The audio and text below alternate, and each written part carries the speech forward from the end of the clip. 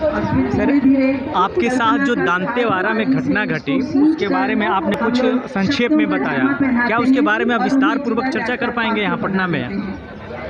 मैंने तो अभी चर्चा की है, विस्तार पूर्वक की है। आदिवासियों की ज़मीनों पर कब्जा करने के लिए 2005 में छत्तीसगढ़ सरकार ने सलवा जुलूम अभियान शुरू किया, जिसमें 650 गांव जला दिए गए, हज़ारों आदिवासियों की हत्या की गई, उनके घर जला दिए गए, महिलाओं से बलात्कार किया गया। NHRC की रिपोर्ट है, सुप्रीम कोर्ट का फैसला है उसके खिलाफ, सुप्रीम कोर्ट ने उसको संविधान विरोधी बताया और वो आज भी जारी है।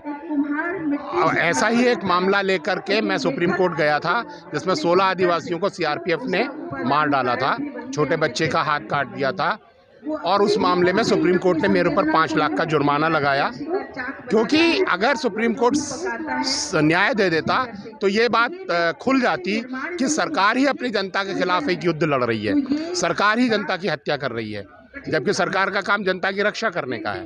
तो सुप्रीम कोर्ट ने सत्य का साथ देने की बजाय उसने मेरे ऊपर जुर्माना लगाया। तो मैंने कहा कि आदिवासी आपके पास न्याय मांगने आए थे, आपने जांच नहीं कराई, उल्टे आपने पिटिशनर पर फाइन लगा दिया, न्याय मांगना अपराध आपने घोषित कर दिया। हम ये बात स्वीकार नहीं करेंगे, हम आपका ये जुर्माना नहीं देंगे।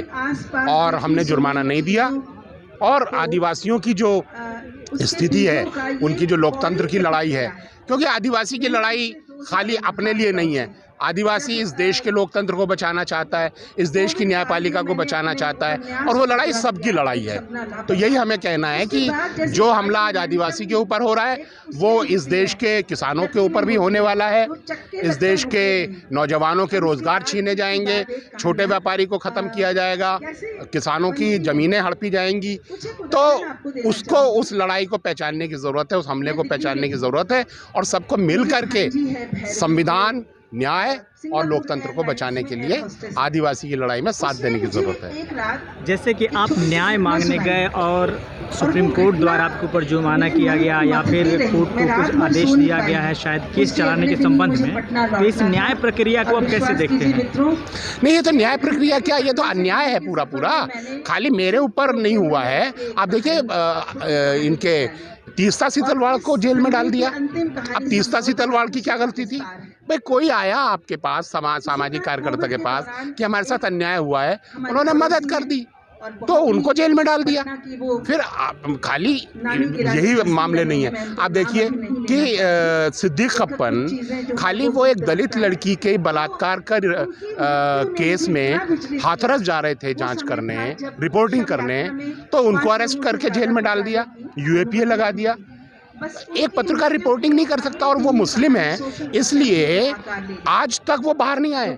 जमानत होने के बाद भी ED ने उनकी रिहाई पर रोक लगा दी, अभी उनका ऑब्जेक्शन लगा दिया है, तो वो आज तक बाहर नहीं आए। जबकि दूसरी तरफ अर्नब गोस्वामी, जिसके बारे में 2 लोगों ने ये कहा कि हम अर्नब गोस्वामी की वजह से आत्महत्या कर रहे हैं क्योंकि इसने हमारा पैसा नहीं दिया, उसको 1 हफ्ते में जमानत दे दी। तो सुप्रीम कोर्ट जिस तरीके से बिहेव कर रहा है सरकार को बचाने के लिए, हिंदुत्ववादियों के पक्ष में, जातिवादी लोगों के पक्ष में, किस तरह लक्ष्मणपुर बाथे और दूसरे मामलों में जिस तरीके से आरोपियों को बरी किया गया, मेरठ के पास मलियाना वाले कांड में जिस तरीके से मुसलमानों को न्याय नहीं मिला, तीस्ता सीतलवाड़ वाले मामले में, आदिवासियों के मामले में, भंवरी देवी के मामले में उसके साथ बलात्कार हुआ, आज तक उसको न्याय में नहीं मिला। तो जिस तरीके से न्यायपालिका काम कर रही है आदिवासियों, दलितों, माइनॉरिटीज़ के खिलाफ, उसको तो स्वीकार नहीं किया जा सकता। उसके खिलाफ तो लड़ा जाएगा, आवाज़ उठाई जाएगी। ये जो सरकार का बिहेवियर है या फिर सुप्रीम कोर्ट को का एक जो अपना एक नज़रिया है, उससे आप आम लोगों को किस तरह सचेत करने की बात करेंगे आप? देखिए, हम ये कह रहे हैं कि भारत की न्यायपालिका जजों की बपौती नहीं है। कुछ सवर्ण जज या कुछ पैसे वाले जज, उच्च वर्ग के लोग जज, वो भारत के लोगों का भाग्य निर्धारित नहीं कर सकते। ये न्यायपालिका जनता की संस्था है। इस न्यायपालिका का निर्माण जनता ने किया है, अपने लिए किया है। इसलिए इसे ऐसे वर्गीय चरित्र और वर्णीय चरित्र के जजों से आज़ाद कराना ज़रूरी है। भारत की न्यायपालिका को जनता की न्यायपालिका बनाना पड़ेगा, ताकि वो जनता को न्याय दे, ना कि वो कुछ पूंजीपतियों और सवर्णों का संरक्षण करे। धन्यवाद। ये थे हमारे साथ हिमांशु जी।